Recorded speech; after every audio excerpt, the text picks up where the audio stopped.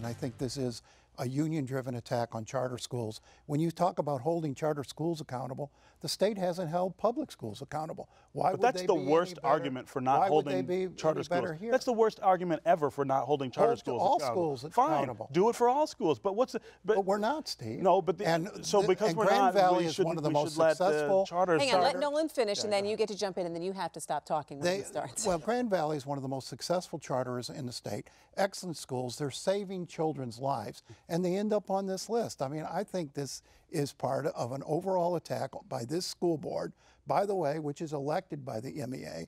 It's their ongoing attack. By the voters. They're funded by the MEA. Their ongoing attack on charter schools. They still can't get over the notion that parents need choice, particularly in places where the public schools have failed, and they're failing all over the state. Stephen. We have more choice in Detroit than we do in any school district in America, and parents the schools, are schools are not any better than they were before. The choices for the most, and you know, I'm a parent in Detroit and have to sift through these choices. I'm telling you, 90% of them are junk.